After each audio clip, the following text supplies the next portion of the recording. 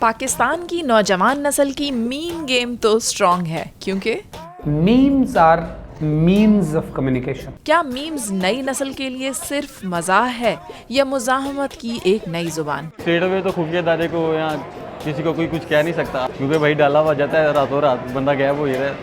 तरीका कार गैर संजीदा सही, मगर पाकिस्तानी जनरेशन जेड के लिए ये मामला संजीदा लगता है। ईरान और अमेरिका के मुज़ाकरात हों या भारत और पाकिस्तान की कशीदगी, पाकिस्तानी जेनजी कोई मौका हाथ से जाने नहीं देती। घंटों के दौरान जेडी वेंस आपको चाय ढाबे पर भी दिखेंगे और निहारी पाए और पुलाव खाते हुए भी। ये जो जेनजी है, इसने कोई सीरियस चीज़ देखी नहीं है, उनको लगता है it's all fun and games. अच्छा, बम पड़ जाएंगे तो हम फूंक मार के साइड पे कर लेंगे, इधर खड़े हो जाएंगे, उधर बम गिरेगा ना, यहाँ तो नहीं गिरेगा ना। दे ट्रिविलाइज इट। आई ऑल्सो, ये एक चीज़ है देखने की कि दे simply do not have an idea about the gravity of the situation. जहां भारत, बांग्लादेश और नेपाल की जेनजी सड़कों पर निकलकर एहतजाज करती है, वहीं पाकिस्तान की जेनजी एहतजाज का कुछ मुख्तलिफ अंदाज अपनाए हुए है। उनके लिए मुजाहमत मीम्स में है।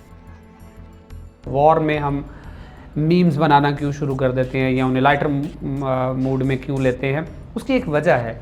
दुनिया में कहीं भी जंगें हो रही हैं, from Netanyahu to Iranian leadership, और from Iranian leadership to Trump to Modi to Shahbaz Sharif, वो आपको लगेगा पुराने नज़रियात वाले लोग सारे आपस में लड़ रहे हैं, नौजवान उसमें शामिल नहीं है।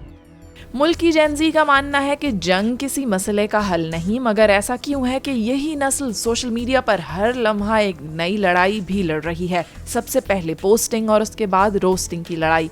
अमन के लिए आवाज़ उठाने का ये नया अंदाज अपनी जगह, मगर कुछ नाक़िदीन कहते हैं कि ये नस्ल सोशल मीडिया पर किसी भी सूरत हाल में एक दूसरे पर सपत ले जाने की कोशिश में मसरूफ़ है। अच्छा, इंसान वैसे भी उसकी फितरत में अटेंशन सीकिंग है, उसका दिल करता है उसकी तरफ लोग देखें, उसका दिल करता है लोग ध्यान दें। वो पोस्ट लगाने के बाद थोड़ी देर बाद देखता है कितने लाइक्स हैं, कितना शेयर हुआ, तो फिर अगेन डोपामीन की एक जंग है।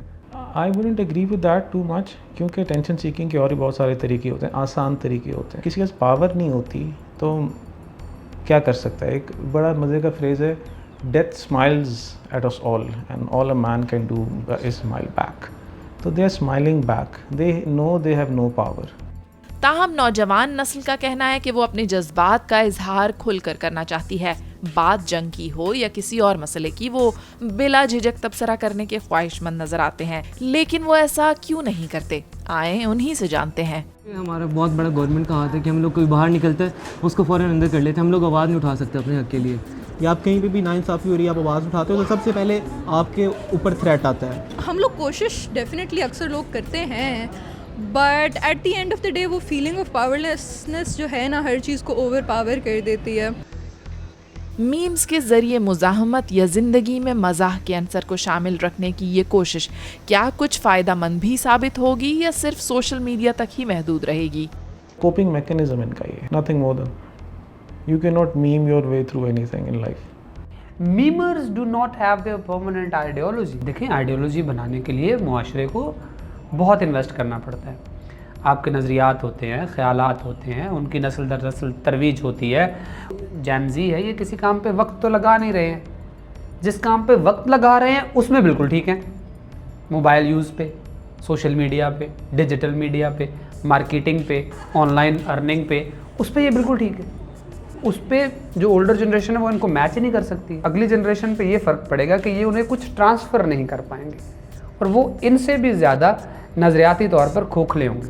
आखिर में बात सिर्फ मीम्स की नहीं, बात उस नस्ल की है जो शोर में पली है, बेयकीनी में जवान हुई है और खौफ के साए में मुस्तकबिल तलाश कर रही है। ऐसे में जेनजी ने तंज को अपनी आवाज़ बना लिया है, मजाह को सवाल और मीम को एहतजाज। मगर सवाल ये भी है कि क्या ये आर्जी रद्द-ए-अमल है या पाकिस्तान के मुस्तकबिल की नई जुबान? होनी और अनहोनी की परवाह किसे है मेरी जान, हद से ज़्यादा यही होगा कि यहीं मर जाएंगे।